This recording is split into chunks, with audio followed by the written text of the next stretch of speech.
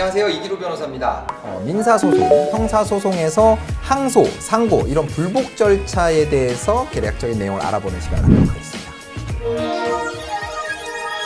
여러분들 재판을 진행해 보신 분들은 1심 재판을 한 후에 뭐 항소를 할 것이냐라는 것에 대해서 검토를 해야 되는 상황을 겪어보신 분들이 있으실 거예요. 저희도 이제 여러 가지 사건들을 진행하다가 1심 판결이 나게 되면 이제 의뢰인분들한테 이거는 항소를 하는 게 좋겠습니다, 뭐 안 하는 게 좋겠습니다, 이렇게 의견을 드리곤 하는데, 일단은 우리나라의 심급에 대해서 먼저 이해를 하시는 게 필요해요. 우리나라는 기본적으로 3심제를 택하고 있습니다. 자, 일반 지방법원이나 지원이나 이런 데서 하는 걸 이제 1심 재판이라고 하죠. 이거는 민형사 공통이에요. 일단 첫 번째 지방법원에서 1심 재판을 진행을 합니다. 그런데 1심 재판에서 난 판결에 대해서 내가 불복을 하고 싶다 라고 했을 때는 항소라고 표현을 하는데, 항소 여부를 결정하게 됩니다. 자, 그럼 항소를 하기로 결정했다 라고 했을 때는, 자, 1심을 한 재판부가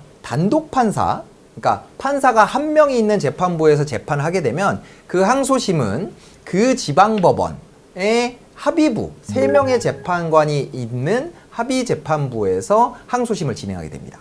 그런데 만약에 1심을 진행한 재판부가 3명의 판사가 있는 합의재판부에서 진행이 됐다고 하면 그 지방법원의 관할법원, 고등법원에서 항소재판을 하게 돼 있어요.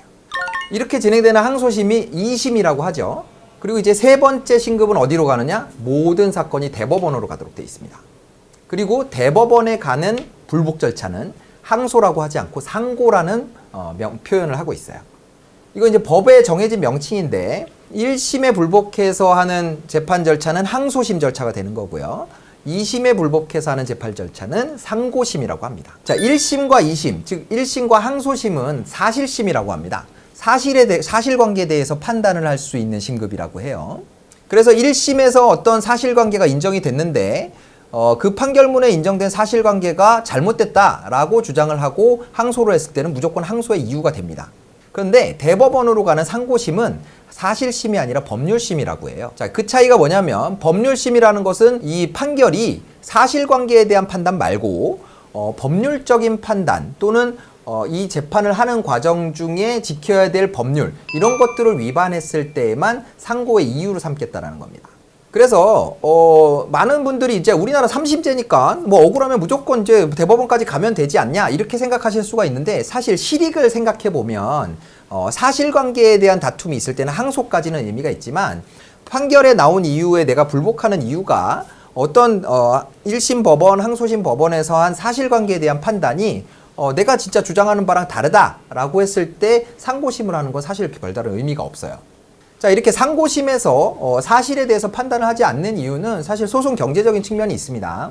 아까 말씀드렸던 것처럼 항소심은 지방법원 합의부나 고등법원에서 하도록 돼 있는데, 상고심은 전국에서 일어나는 모든 3심 사건을 대법원 한 곳에서 처리를 하고 있어요. 그러다 보니까 대법원이라는 한 조직에서, 물론 거기에는 많은 재판 연구관들이 있고 많은 이제 대법관도 있고 많은 이제 직원들, 조직이 갖춰져 있긴 하지만, 전국 법원에서 올라오는 3심 사건을 모두 처리하다 보면 이런 모든 사실관계를 파악할 수 있는 여력이 부족한 거죠. 만약에 사실심을 상고심까지 한다라고 했을 때는 아마 상고심 판결을 받는데 몇 년이 걸릴지 기약을 할 수가 없을 거예요. 그래서 대법원에서 진행되는 상고심에 대해서는 사실관계에 대한 다툼은 물론 이제 상고 이유를 적을 때 그런 부분에 대해서 억울함을 표시하기는 하지만, 대법원에서 보는 관점에서는 이건 상고 이유에 포함되지 않기 때문에 그 부분을 주의 깊게 들여다보지 않고, 그리고 이런 이제 상고 이유가 될 만한 법리적인 문제가 없다, 항소심 판결에 그렇게 판단을 했을 때는 심리 불속행이라는 결정을 해서 아예 심리를 하지 않고 상고를 기각하는 결정을 내리기도 합니다. 그래서 여러분들이 재판을 진행해서 판결을 받았다라고 했을 때는 사실관계와 문제가 있는 부분은 항소심까지는 검토를 하실 필요가 있고요. 상고심에 대해서는 사실 실익이나 확정되는 시간 뭐 이런 것들을 고려했을 때 상고심까지 가는 거는 그게 실익이 없는 경우가 많다라는 걸 생각하시면 좋을 것 같아요. 자, 오늘은 3심제의 심급, 이제 1심, 항소심, 상고심, 이 뭐 용어와 어떤 특징에 대해서 말씀을 드렸는데, 다음 시간에는 일단 항소심이 어떻게 진행되는지에 대해서 좀 더 설명드리는 시간을 갖도록 하겠습니다. 오늘 생활법문백은 여기까지 하고요. 오늘 영상이 도움이 되셨으면 구독, 좋아요, 알림 설정 부탁드리겠습니다. 이기로 변호사였습니다. 감사합니다.